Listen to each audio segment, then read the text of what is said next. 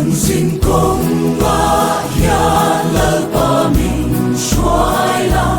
tùy phone tên mình xin cần biểu thoại đó nè đi làm cần lâu hỏi qua cần cái mà hiền lâu ngày rồi ô sanh đâm tu sanh đâm tu mình xoay lo cần xin công mà hiền khi lẽ hoa tùy phone tên mình xin rồi nhé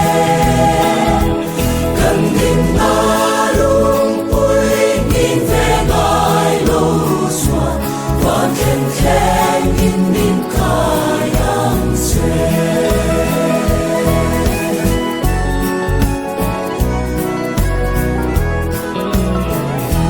khổ về linh ninh áo đinh lệ về lâm mà mù xịt na áo thon tên ninh rộn cho ngã har sát na cara cần nít tùy phar hi lo na na an sang nghe ya thành đam chu min xoay lo cần xin có ya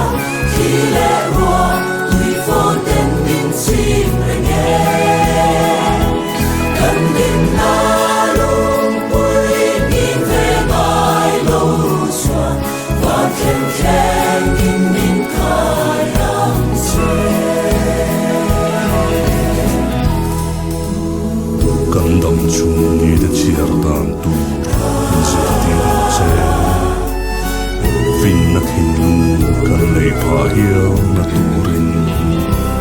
tâm trung đi chia đan min diệt đi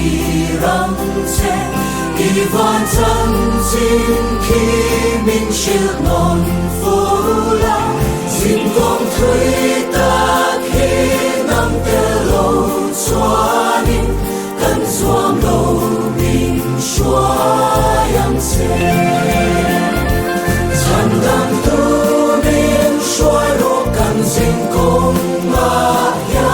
khi lẽ hoa tùy phone tên mình xin rồi nhé cần tin na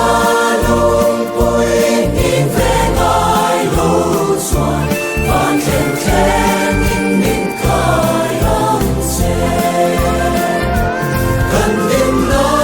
luôn vui nhìn về ngài lâu xuân và khen khen nhìn nhìn